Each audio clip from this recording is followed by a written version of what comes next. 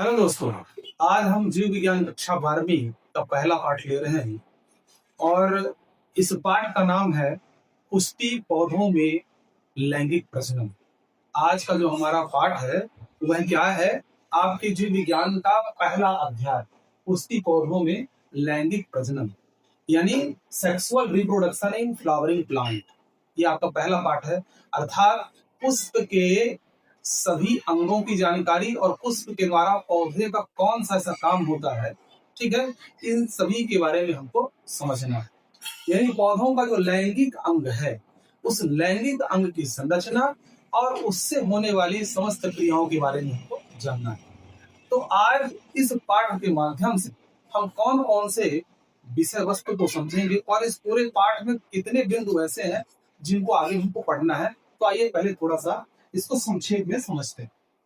इस पाठ के अंतर्गत पहला जो बिंदु हमको समझना, तो क्या समझना है? पुष्प, पुष्प और इसके भाग,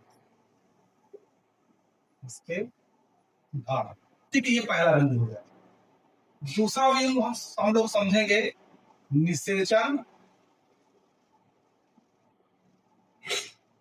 निषेचन पूर्व की घटनाएं, पूर्व की घटनाएं। तीसरे बिंदु का हम समझेंगे निषेचन और इसके साथ हम समझेंगे द्वि निषेचन।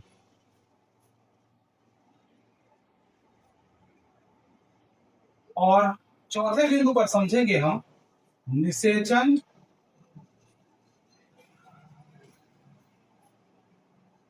पश्चिम की घटनाएं।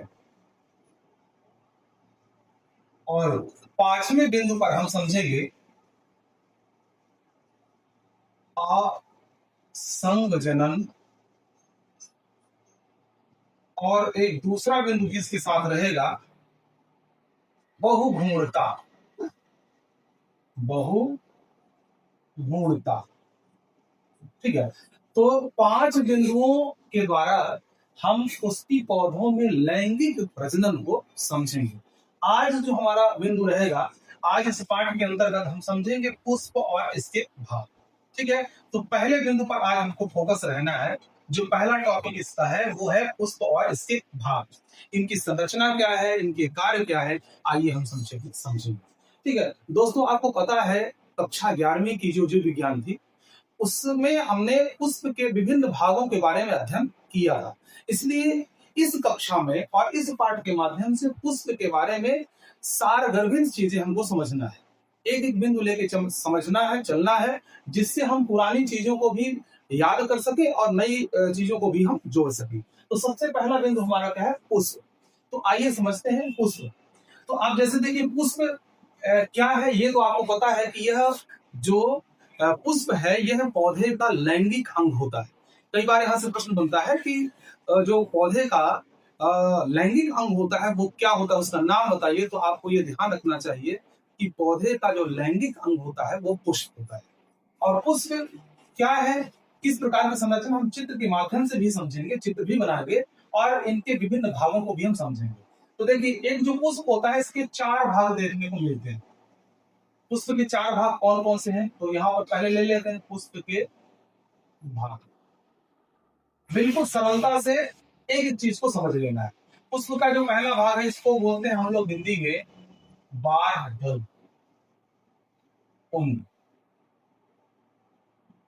बाह्यदल पुंज, जिसको अंग्रेजी में बोलते हैं क्या? सी कैलिक्स।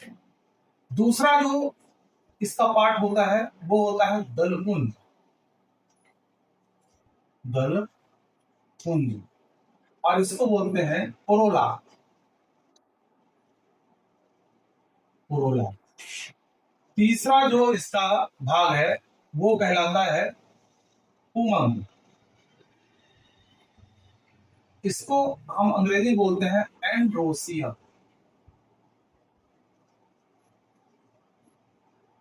एंड्रोसियम। और चौथा और आखिरी जो इसका भाग है वो क्या कहलाता है, जायांग। ठीक है, इसको हम बोलते हैं जाइनोसियम।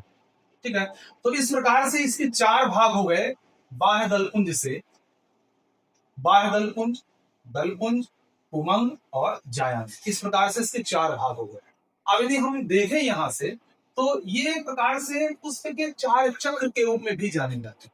सबसे बाहर की तरफ जो चक्र होता है, एक यदि छोटा सा चित्र यहाँ पे बना है तो सबसे बाहर की तरफ जो इसका चक्र होगा, ऐसे यदि हम बना लें तो चार चक्र पुष्प के होंगे। ठीक है, अब इन चार चक्रों में सबसे बाहर में जो चक्र होगा, यानी इसको यदि कट करके बनाए, हम ऐसा बनाए कि ये इसका अंदर का चक्र है इस प्रकार से, ये दूसरा चक्र,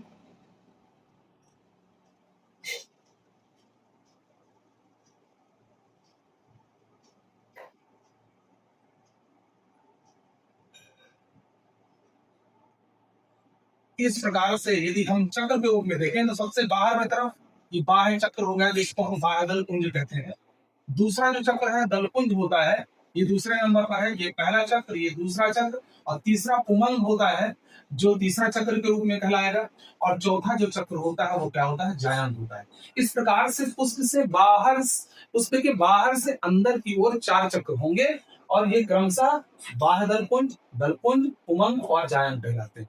ठीक है ना। अब इसी क्रम में यदि हम देखें थोड़ा सा और आगे की ओर यदि हम बढ़े तो इसमें देखिए जो बाह्य दल होता है, आपने पुष्प की कली अवस्था को जरूर देखा होगा जब वह खिला नहीं होगा होता है, तो आपने देखो तो बाहर से एक हरे भरी संरचना पत्ती जैसे होती है जो पूरे पुष्प को ढक के रखती है, वो वास्तव में क्या होता है, बाह्य दल पुंज होता है, कैलिक्स होता है।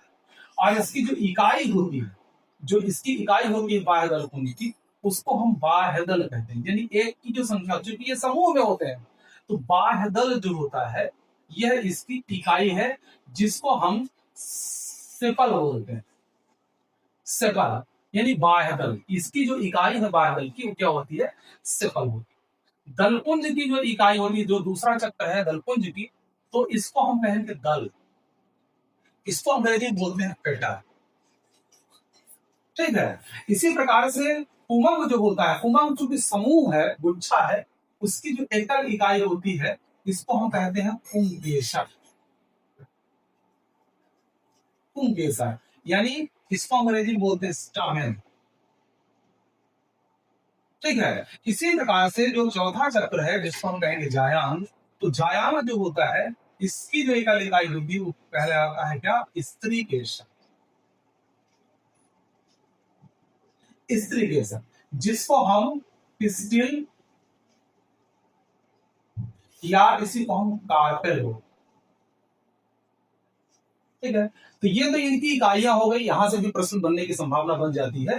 तो बाह्य दलपुंज की जो इकाई है बाह्य दल या सेपल, दलपुंज की जो इकाई है वो दल अथवा पेटल, फिर पुमंग की जो इकाई है वह पुंकेसर अथवा स्टमेन, और जायांग की जो इकाई होती है वो स्त्री केसर या पिस्टिल अथवा कार्पेल के नाम से जाना जाता है।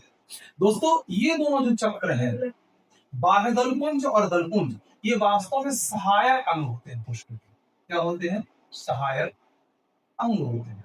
ठीक, एसेसरी आर्गन होते हैं। लेकिन ये दो अंग है, पुंकेसर और स्त्री केसर, ये क्या होते हैं, वास्तव में लैंगिक अंग होते हैं, लैंगिक अंग होते हैं। ठीक है, बातें समझ में आ गई होंगी आपकी। तो इस प्रकार से पुष्प के जो भाग हैं चार, उन उन भागों को दो ग्रुपों में बांटा गया है। पहला ग्रुप सहायक अंग और दूसरा ग्रुप जो होता है लैंगिक अंग। थोड़ा भाइयों के बारे में हम आपको बताना चाहेंगे।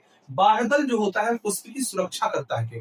फली अवस्था में जब पुष्प रहता है तो पुष्प की सुरक्षा करने का काम कौन करता है, बाह्यदल पुंज करता है।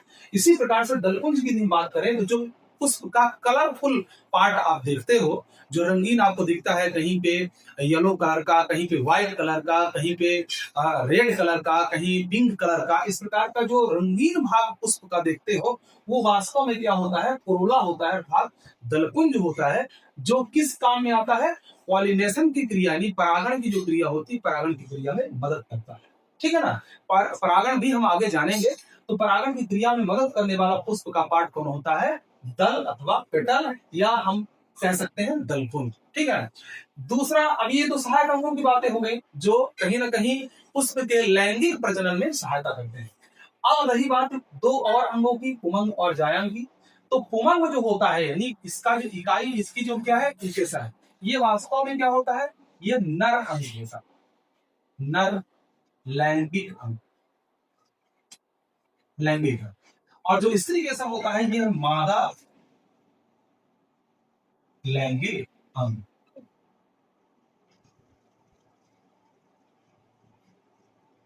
अंग अर्थात ये मेल आर्गन है और ये कैसा होता है, फीमेल आर्गन होता है। ठीक है।